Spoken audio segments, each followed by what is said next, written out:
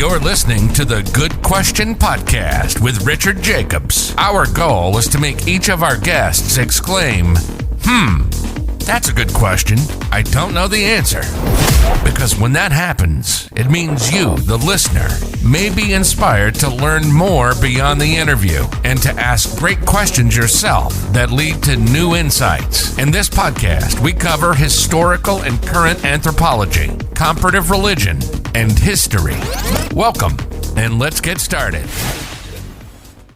Hello, this is Richard Jacobs with the Good Question Podcast. My guest today is Mark Lakeman. He's a principal and a design lead at City Repair. We're going to talk about revillaging and what that means. He's based out of Portland, Oregon, and it promises to be a very good interview. So welcome, Mark. Thank you. Thank you, Richard. Thanks for having me. It's really great to be here. Yeah, if you would, tell me a bit about your background, and then we'll go from there to your current work. Yeah, basically, I love to collaborate, and I'm trained in profession of architecture and planning where, you really are directed toward aspiring to be some kind of individualistic icon. But I've really redefined my role and my approach to the whole design culture in a number of different respects. So I come out of, that as an education and as a profession. Both of my parents are architects and planners and really placemaking revolutionaries that have deeply impacted our region, and through their work, the advent of our first public square in the city, very successful kind of cities more far afield. So they've been my mentors, and I've really taken on, the idea of a career as a means toward a cause. And along the way, I've become very attracted to ecological design principles. And so I've incorporated those powerfully into, things, the realm of urban design and planning and architecture, and really see design as a means toward building democratic participation through, really collaborating on a grassroots level as often as possible. So that's just a bit about what I do. So do you work on existing neighborhoods, or do you only work on new neighborhoods to make sure that they're designed in such a way as to facilitate community interaction? Good question. Both of them present interesting opportunities. I personally prefer to retrofit existing things. That's partially from a concern for, kind of the ecology of any given bioregion, to kind of minimize the human footprint and try to preserve farm and forest land and, riparian areas and wetlands and such. So I like to retrofit what is existing. And on the other hand, new projects do come along, and those become opportunities to do things, to set an example in a different way. So there's a lot of new projects happening. There's a lot of whole-scale neighborhoods being built by developers who don't see, who aren't maybe seeing enough better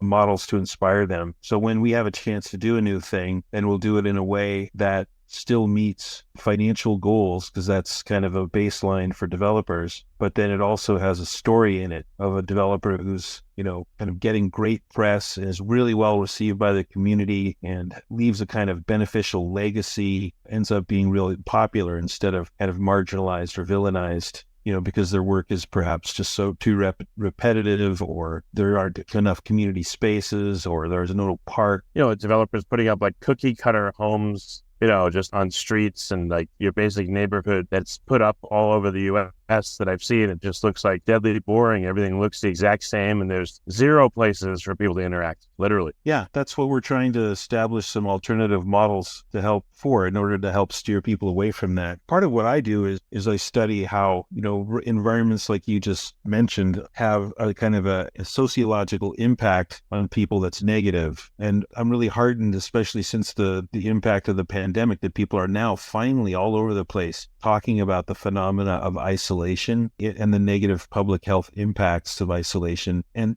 basically when you have developers that are creating cookie cutter environments of hundreds or thousands of homes, and yet they're not creating any kind of walkability in that neighborhood, so you can go to a community space or a library or a park or any kind of civic space, then people don't have a reason to get outside, and they feel alone and isolated. And it's just kind of really paradoxical, because you have thousands of people living all in the same place, all sharing this experience of being isolated and feeling separate, and yet they're all right there within, a stone's throw of each other. It's kind of like your neighborhood is a jail, but you can leave. But when you're at home in your neighborhood, it's like being in your cell in jail, I guess. Very much. And I'm glad that you put it that way. Frankly, a lot of the work that we do across the United States begins by helping people cities by city, town by town, to understand that they do live in the Roman colonial grid, and it is the framework of westward expansion and manifest destiny as adopted by the Continental Congress in 1785. It's, the intention was to expand across the landmass all the way to the Pacific Ocean, and they decided they needed a framework for establishing how it would be laid out. So in the larger sense, the geography is organized according to gigantic squares and regulating lines that run the Cartesian grid, if you will, but, more localized. And then literally every city, and really up to a certain point until the suburbs, every neighborhood was laid out according to those same lines and those same orientations. But the result is, what's the problem? The problem is, in America, we have people from the top down deciding not only how the entire continent will be organized, but then how native lands would be liquidated and turned into a commodity, and then how the working class people would move westward, and then, sort of the succession of the story of land claims, but then, the rise of cities and towns as corporate entities, and then people, slotting into kind of each person tending to live within a rectangle. But, in order for people to understand why this is an issue, there's two things. One is, when you fly across the ocean and you see an ancient village that is so interesting because it has gathering places everywhere, it's important to realize that our ancestors used to get to lay out their own environment and make sure there were places for people to not just talk to each other, but to celebrate and create culture. But in America, we live in real estate, basically schemes that provide, in some cases, not one single freaking community space. So in America, we literally have the fewest community gathering places of all first world nations as a consequence of the fact that we're laid out as a real estate development at least from the Mississippi River all the way to the Pacific.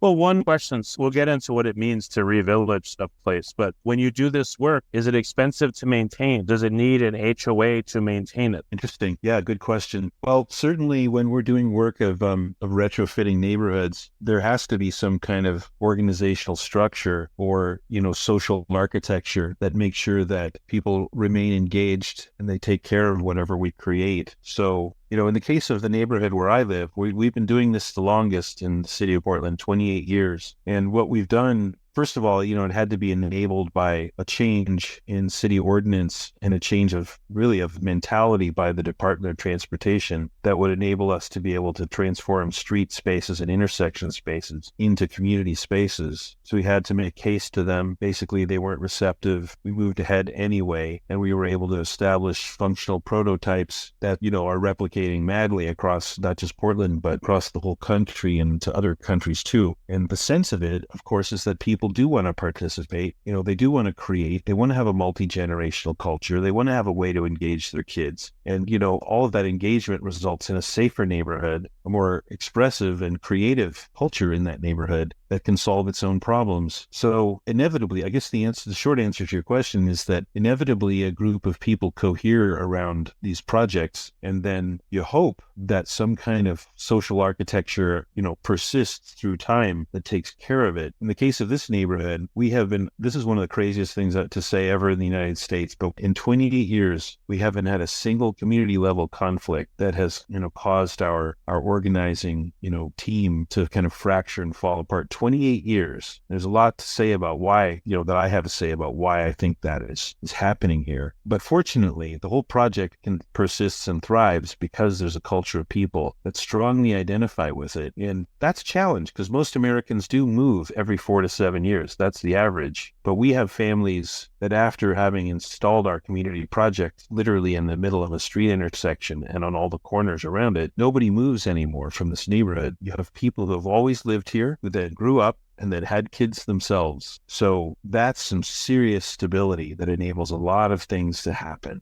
Well, tell me, what are some of the things that you've done in your area? What's changed? Yeah. Okay. Well, first, let me say the basis for the answer is, we look at the kinds of spaces, the kinds of features and functions that people create in really great villages across the world. And then we look at our neighborhood and we ask ourselves, how can we retrofit our neighborhood to have those features and functions? So really, the answer to your question is we create a parallel for every kind of thing that the healthiest villages in the world have. So they have, as opposed to an American that has to get in a car and leave their home and go elsewhere to earn their livelihood, we have people earning their livelihood right here. So early on, this doctor had made so many friends through our process that she could localize her office back to her own house. So she transformed her whole living room into her medical office. And then she added another room for their living room. We have a family that opened up a nursery school for kids, and they called it a zero carbon nursery school so that only families who came from within walking distance would be able to go to the school. It's called Hummingbird.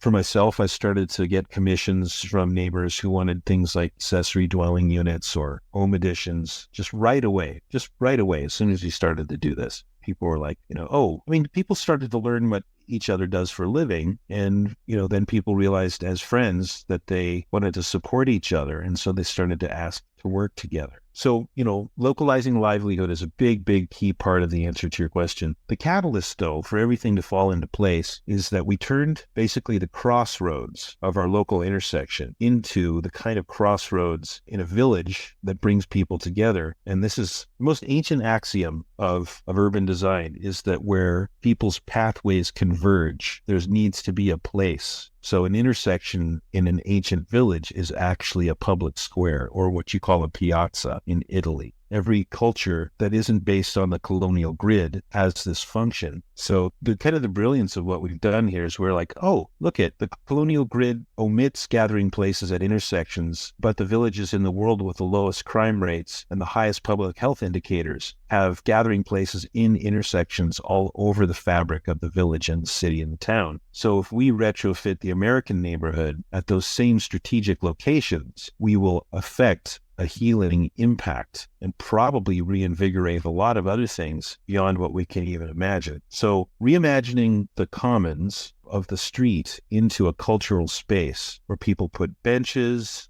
kiosks, and native plants, butterfly gardens, playgrounds, artistic expression of all kinds, and particularly like a public square, is really key to everything else that we do. And then the interior of the blocks, like in a robust village, on the interior of a block, you would tend to have courtyards, shared open commons, shared play areas for children. But in the typical American city, everyone has their own separate backyard and don't find anything in common on the interior of the block. So that's another thing that we do. We reconsider, in urban design lexicon, the block is called the insulae. So where the homes are kind of clustered, that is called the insulae. So the grid omits open space in the insulae. But in our work, we open up spaces. We take down fences. We put in gateways to connect people. We put in pathways that run diagonally through the entire block so that people will actually have a way to connect with each other internally. And that's revillaging right there. So one of the most wonderful things is I can tell you in 28 years, I have almost no idea what everyone's been doing on the interior of the block because they work that out with the neighbors that they're immediately adjacent to. So if they wanted to put in a gate or take down a fence, create a shared garden or something like a native plant hedge or tree houses or swings or things like that are just, these simple things. Everybody loves them. They just work that out, and it doesn't require any meeting or anyone else's consent. So a lot of this is quite organic and rather spontaneous, which is the best kind of stuff. Who wants to meet, for hours and hours and hours just to do a simple task? All right. So what happened in your neighborhood? Like, how many intersections did you change and what did you do to one of them? What's an example? Yeah. In my neighborhood, we've got about 4 intersections. And personally, I think we need about 30 to 40 of them to really get the effect that we want. But these projects start off with gathering a group of people around a potluck and deciding together what people love about their community and what they would like to change about it. And then we look at a specific site like an intersection and we ask ourselves, how can we start modeling in that location this impact that we want to have on the whole neighborhood? So, when you look at what we've done, you'll see little libraries. And incidentally, in my neighborhood, this is the location of the very first little free library among all the ones you've ever seen in the world. They started in this location. And I'm mentioning that because that's enabled me to be in a position to watch how a simple, accessible prototype, literally built, the first one built by children, can actually replicate madly, if you do it right. So we started off just working with kids to get them outside, put tools in their hands and teach them how to hammer something. In the case of these 2 kids, they were getting yelled at every day by this really abusive foster parent. So I wanted to work with these kids and get them outside and get them away from that abuse and just help them to feel some agency. So we built this little library on the southeast corner of this intersection, and hadn't done anything else to the intersection. But when we got done and I stepped back and we started to put a bunch of books in that the kids had already read, I just thought, man, this thing is going to go all over the place because everybody, wants to celebrate education. For me, I wanted to revolutionize public space, to go from there being nothing happening out there to engage people, to create instead something powerful and interactive and something that was symbolic of, like values having to do with learning. And everyone's got free books after all. I mean, books just sitting around on shelves that they're not reading anymore. So I thought this is a great way to tap into an underutilized resource. We'll see where this goes. And I've been really gratified to see it travel all over. Again, what did you do specifically to an intersection or two? And what happened when you made these changes? Like literally, what do you see? Well, the first round of action was to put in the library on one corner, put in a kind of information station, like a bulletin board with a roof over it where people could just put up messages. On another corner, there was a little kids' playhouse and a chalk dispenser so kids could just, mark on the sidewalk. And then on the other corner, there was a place for people, a counter with an umbrella over it where people could get hot tea out of a pump thermos. And then we put in a bench. And this was all really rudimentary, really crude. But then we painted concentric circles of color on the street surface to kind of make a unifying effect. So there were 6 or 8 different expanding circles, just like we dropped a rock into a pond. The ripples were going out, but the ripples went down the street a little ways so that it made it feel like the street intersection was really a spot that united the 4 corners together. So that was the first round. And that's when we got in trouble. A real estate agent reported us to the Department of Transportation. Now, it's important to note that we actually called the Department of Transportation first to float the idea. They said it was impossible. And so it's impossible to do what? It was impossible to paint the streets or put anything on the corners. And they literally said, because that's public space, you can't do anything with it. And we were saying, well, the whole point of what we're doing here is we're trying to create a feature that we believe every neighborhood should have that enables people to actually interact and create with each other. We tried to talk to them about urban design. And they said, well, look, we're just transportation engineers. Don't talk to us about this stuff. This is not part of our purview. And we said, look, you are in charge of the majority of the public space in the city. And at the very least, if you start to see that before cars existed, it was actually used as a cultural space, you could actually have more fun with your work. You could actually have more creative aggression. Work. You could expand the scope of your impact. And they said, oh, don't try to mess with us. But I'll tell you, Richard, 28 years later, the Department of Transportation in Portland is exporting this same philosophy to cities in USA and Canada and in other places in the world, because we ended up being right. They love this. They hire their, the director of the department in order to be a facilitator of community placemaking streets. And we're just trying to solve some problems. So what have you noticed now that you've changed the intersections and, some of the streets in your area? Are people, they having like organized gatherings? Are they just hanging out there? Like, what does it look like? Well, it's from the local to the global, the impacts that we've been able to see. The local is that people interact there every day. Certainly during the day when a lot of people are off at work or kids are off at school, there's only a limited amount of stuff, but you always see moms with kids bringing their kids to the space. The kids play on the corners. We have this whole clubhouse full of toys, and the toys are all just there like a library of toys. Kids pull them out. There's swings there. There's all kinds of features for the kids to see and play with. And of course, everybody wants the kids to just see a space that's kind of unusual like that. So you see it being used every day. And then after school, kids go there to play. On the weekends, well, actually in the evenings, adults go. They're out strolling. They stop. They look at the books. They get some tea. There's places to sit. There's a couple of pavilions on the corner now. Everything's permanent now. Everything's permitted and permanent. It's all been legalized. We did have a little bit of a run-in, but it was quickly legalized. So everything got to scale up and be permanent. So the effects are that everybody around here for block knows each other. The whole neighborhood has embraced what we've done. The governor of Oregon came to the intersection and gave us a special placemaking award back at the beginning of the placemaking movement. The governor recognized that we had done something unique that should really happen all over the place. Great. So then we get these tour groups. We get tour groups coming from everywhere, especially Japan for some reason, all the way across the Pacific Ocean to see what we've done. I actually accommodate 18 Japanese people in my house every year who come to Portland and want to tour around and see the things we've done. So yeah, I think every neighborhood pretty much has some feature that we've helped them to create. There's 95 neighborhoods, and this little project we did has become an annual citywide barn raising event. So every year we have as many as 45 neighborhoods at a time participating. They all come to a meeting. It's a big potluck, big community hall. And everyone says, this year we're going to build an outdoor classroom, or this year we're going to reclaim this traffic island and turn it into a butterfly garden. We're going to put in this urban orchard for food security. And so everybody announces what they're going to do. And then we coach them in these weekly classes we teach. We coach all of these representatives of the different communities. Fundraising and public speaking and design. They submit all their designs to us for our comment. And then in the middle of June, you have people implementing all over the city. So we're literally trying to restore the effect of an annual barn raising that unifies the city and creates a whole new community infrastructure. That's really cool. Thanks. What different features worked really well, maybe better than expected, and which ones didn't work as well as you thought? Yeah, well, they happen in different realms. There's institutional, governmental, educational, residential, multifamily. There's all these different realms where they happen. So they all kind of have they're all different categories where certain things have been successful. Like if we're talking about an apartment complex, then things that tend to happen there are gardens.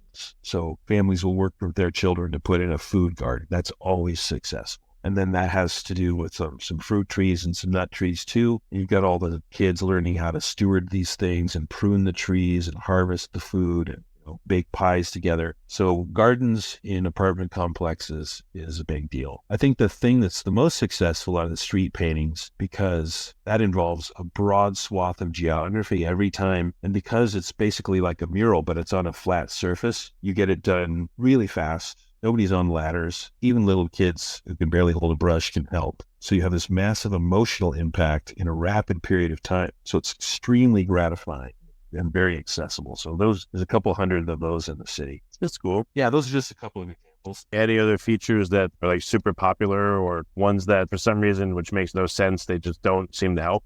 Let's see. Well, I'm just asking you because I'm sure over time you refined this process and you maybe have a library. Like I would think you have a library of different features that can go in, maybe to help spur, brainstorming on what could be done. But you also probably have experience on what's worked like phenomenally well versus just okay. Yeah, the stuff that's been prototyped when we release a document every year to the communities that are inquiring, there is a whole library or a menu of things that are easy. So like the Department of Transportation will basically just issue a free permit for any kind of thing that has been done before. So if you have a kiosk, it has to stay under 8 feet tall and it can't be too close to the curb. And so if a proposal is within certain parameters, then those are super easy to approve. Those are the ones that replicate really, really quickly. In fact, actually, we're at the point with the Department of Transportation where they say, don't even ask us permission anymore. Just do it, and you're automatically granted a permit. That's really cool. Isn't that crazy? It's like, yeah, that's awesome. Wait, you don't even need to know the location or the name of where it is. And they're like, nope, if anything happens, just contact us and it's covered. Well, they know now you're not doing harm and you're helping, so they like it, Absolutely. And I think you just touched on something. When they have risk managers saying, hey, this kind of stuff reduces risk and liability, then they don't even need to know about it. No, but really there are cool. there are some things that aren't as successful. And I think basically, the first thing you brought up is the key. If there is not continuity of people attending to it and caring for it, then it will fall into disuse and become either an eyesore or a liability. And then kids start to vandalize it, even if it's cute and beautiful. Have you done this in like the cookie cutter, boring neighborhoods where there is a pre-existing HOA, or have you only been able to do it where there is no HOA? It's like older neighborhoods without them.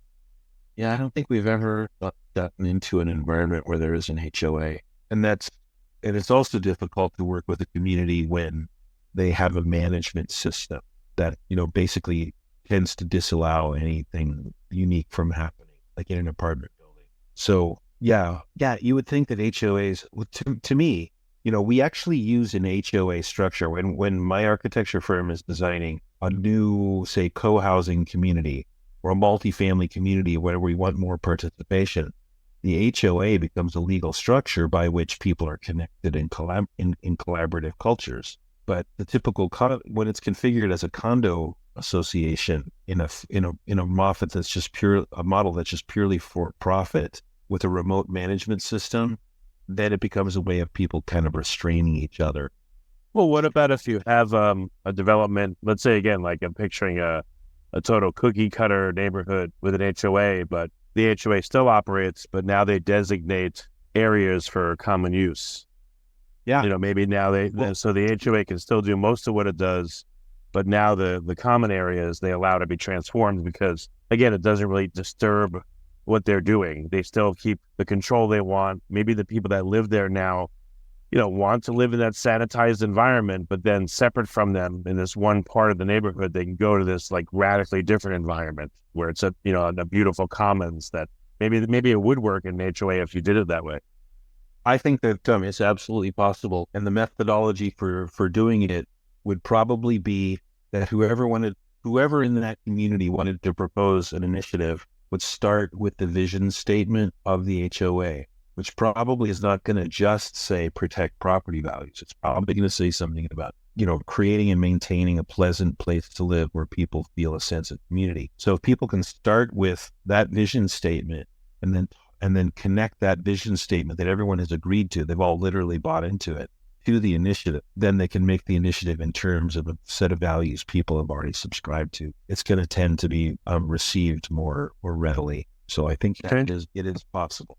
Well, even though you have to set up a governing structure, how do you make sure it's beneficial and not punitive? Like I've lived in neighborhoods where there is an HOA and I hate them. This one guy I know, he calls them horrible organizations of assholes. That's what I think the acronym stands for. And I agree. They're there to like take money from people and, oh, you didn't cut your grass, you didn't take your garbage cans in, and they're not there to benefit the community. It's just like it's like a surveillance state, a prison. Like, how do you make a governing body that actually helps people, doesn't punish them? Like what if you have a community where, I don't know, someone doesn't have money and they can't do their yard? Like, why can't an HOA help that person instead of hurting them? Or something broke in their house and they can't repair it. They just don't have the money. Why can't they help people and make a community that way instead of fining them and foreclosing on them? It's just stupid, Absolutely agree. Well, I think an HOA can be anything people want it to be. Unfortunately, a lot of times people don't actually vocalize that. A lot of people don't think that they would need to. Like, why do we need to actually really crystallize and be clear that we're here to enjoy our lives? It doesn't occur to people that an organization like that's going to tend to attract for some crazy reason, it's going to tend to attract control freaks. It's bizarre. This reminds me, I'm still involved with quite a few different organizational structures, different kinds of things where people, they use different ways of making decisions, from Robert's rules to sociocracy. The best cultures are the most informal, where, you have kids involved, so everyone wants to get along, model best behavior. In spite of all those different kinds of different ways that people can live together, you could always have a personality-based issue. Like, you can always have an issue just based on the particular individuals that are involved.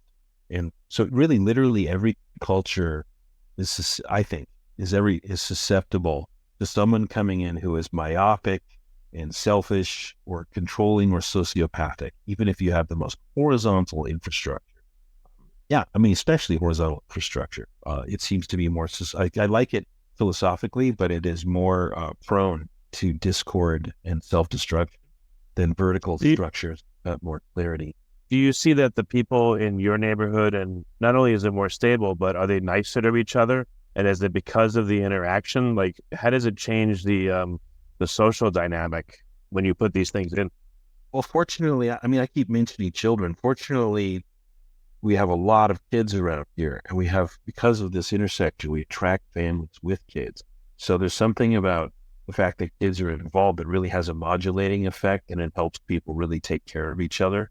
We do have a couple of indigent old people, or rather elder people, and they're absolutely involved and they're included, and people reach out to them and see if they need help. So we have a wonderful culture here, and I think it's really helps to have a lot of kids in the mix. I think that's a big reason why we do so well. Yeah, that's I great. think there's a few keys. There's a few keys to really sustaining a healthy culture. And one is that it needs to be multi-generational. And another is that it needs to be place-based. People who live right there make decisions that impact their own lives. But that's not enough. For us, what really helps us to thrive is that we do these creative projects. So our focus is always on sharing food, kids are involved, and we're always looking at what new thing we can do that helps and supports someone or builds, benefits us all. So like we repaint our intersection every single year with a new graphic. And there's always this wonderful process of 2 or 3 potlucks that results in the design that we're going to repaint the street with. And it's just, people don't tend to think of this kind of thing, but somehow we've arrived at the idea that our community is centered around every single year creating an entirely new, unique, unifying metaphor that becomes a graphic in the street that we all install together. I mean, that day we are grinning from ear to ear and having a big potluck afterward. And there's a bunch of people making music and we have stuff. So there's something about doing a giant artistic project together, which is a very, very helpful layer for us. Yeah, that's really cool. Do you have is there like a WhatsApp group chat for the neighborhood? You talked about knowing what everyone does. So I guess, like John down the street is a dentist and the other one's like a dog trainer and the other one's a babysitter and the other one's a teacher. And like, what kind of community interaction do you see increases when you do these things? Yeah. Well, the easiest thing is that people do stuff together socially. And I think the main thing that catalyzes lots of interaction are that, say, like on my street, there's this ridiculous amount of little girls. I have a little 7-year-old girl. So all the girls know each other. Older girls, teenagers care about the little girls, make sure that they're safe when they're out playing, running around. So there's a lot of like mentorship that just starts to gel when you have, all these girls in the same place. Pretty, let's see, that's just kind of all over the neighborhood. And then the boys, if they're a similar age, then they'll tend to hang together or play together. There was a cadre of boys that grew up together and now they're all running off to college, but then there's new boys coming in. So I think that the closest edges that families have are when the kids start to interact with each other, and then that pulls the adults together. I know 4 families that do this annual river trip together. They go rafting together, and their kids brought them together, and then they all decided to go camping, and that led to rafting. So they have their own kind of subculture. But there's lots of opportunities. You got birthdays happening, so certain special events bring people together. Here, if a baby is born, stuff like that, people, if somebody new does move into the neighborhood or somebody dies, then everybody talks to each other and they reach out, bring flowers. So those kinds of life cycle events become occasions. When everybody knows each other, then those things tend to be a unifying moment that helps people see each other again. But I think, one of the most important things is working together, tapping into each other's services. And we do see that. I would think there's a lot less crime too. The more the community knows who's there and what everyone's doing, the less likely there would be crime. I think you're right. I think here's an interesting factoid. We've had this intersection out there with a little library and all the little features I've been mentioning for 28 years, and it's never once suffered one incident of vandalism in all that time. And so, you've got all these kids that are predisposed to vandalize something, I'm sure, a bunch of young teenagers out doing stuff. But in this case, all the kids in the neighborhood have had access to this and they love it and identify with it, whether it's because they've helped to paint it a few times or they've been to birthday parties in the intersection. So we don't have people trying to abuse it, which is, man, there's a lot of people who could hear that story and just step back and go like, oh my God, what does this imply? What we've done is we've created a design intervention that has called into question a lot of assumptions about our society, and it's had these remarkable kind of sociological impacts, and it's made me real. This is my position, and I think I feel pretty clear about it. Problems in our society are the result of really poor design. Some of it's craven, some of it's omission, but the fact is, people broadly, like working class people, work all the time. But we don't get to design our own environments. So we have problems. Kids are people live in isolation. There's all these things that we suffer. So our theory is that by re-engaging people at the local level and giving them a taste of agency with other people, we stand to address tons of issues about our society that probably are happening just because we're disengaged. So we think maybe we can heal the society. I mean, you've got to think big. So we're thinking big and trying out ideas locally to see if these ideas can have the impacts we hope for. Yeah, no, that's great. I mean, I guess a well-created community would have its own immune system to people that would want to harm it through violence or vandalism or whatever it would be. And again, it's also like an immune system against loneliness and disability and all those things. It's a lot, it's a lot of things that are positive about it. Absolutely. Yeah. Okay. Well, that's why I say like place-based seems to be key. When people are making decisions about the environment where they live, then they'll tend to make more integrated and appropriate decisions that are with a lasting benefit. What would be needed for this to suddenly take off, where like a vast swath of neighborhoods convert and put these features in, where like a large part of Portland changes over, where it's all village type neighborhoods like this? Well, okay, so I got two answers. And one is, in order for it to fast track and happen, if we had like the most powerful political champion in the city who took it on as a central like program or central focus of a platform for their administration, it could happen rapidly. Like, the Department of Transportation was directed by a city commissioner a few years ago to start creating these gigantic neighborhood bikeways that cleave through neighborhoods and create safe streets. And then they started to stack all of these wonderful right-of-way innovations onto the same streets. So you could see how awesome one street could be if you had community spaces, benches, kiosks, bike infrastructure, bike lanes, speed bumps, bioswales for handling street runoff, wayfinding signage, native plantings, and all these things in one place. Like, how marvelous can it be? And, so that kind of inspiration has led to real projects, whole amazing expanding infrastructure. That then is self-replicating throughout the state and then, throughout other states. So if we had a political champion who could put some muscle behind it, some staff and real funding, and do it in partnership with the communities so that they were having to lay down their own matching forms of capital, especially including volunteer hours, then it would happen all over the city. That's my dream. But in the meantime, because we haven't necessarily got a really active champion, they're all saying yes. I mean, let's be clear, like our mayor and our city council, they're in full support, and the Bureau of Transportation is dedicated to it, but it's all run by the communities that initiate it. Now, if we had a champion to help the whole city to understand how important it was, then that would be a game changer. What do the adjacent neighborhoods do? Are they affected at all, or they're unchanged? Yeah, the other neighborhood. So I'm in Southeast, and we have these 7 different quadrants of the city. Adjacent neighborhoods, depending on their character, the issues that they have, are doing varying degrees of the same amount of stuff. I mean, the same kind of stuff. So outer Southeast has more isolation and fewer resources. So they don't have as much of it going on.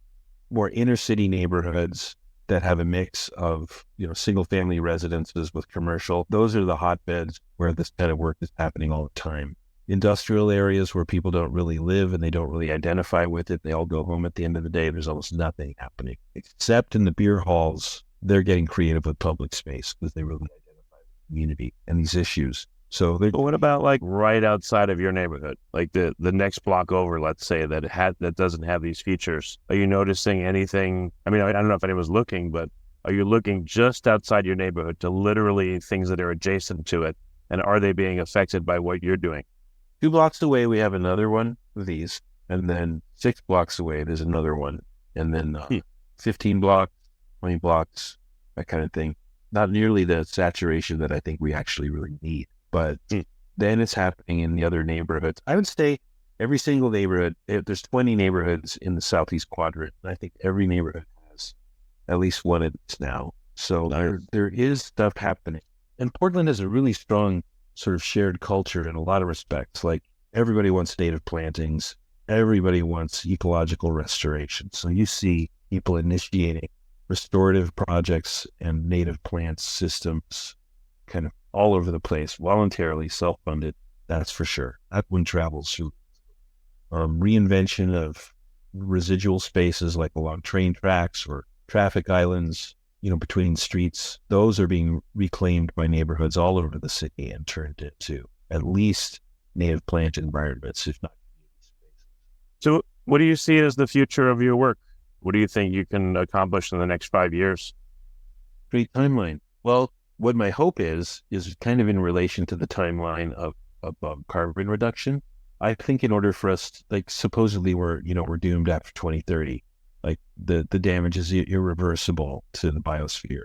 So my hope is, and this is what we're talking about as an organization, because now all of this is organized by a nonprofit, or it's facilitated. Every neighborhood does their own work, but there's a central nonprofit that facilitates it. And at that level, we create an answer to your question, where we're visioning how to get to a better world through our own timelines and our programs. So we want a fundamental transformation in the city.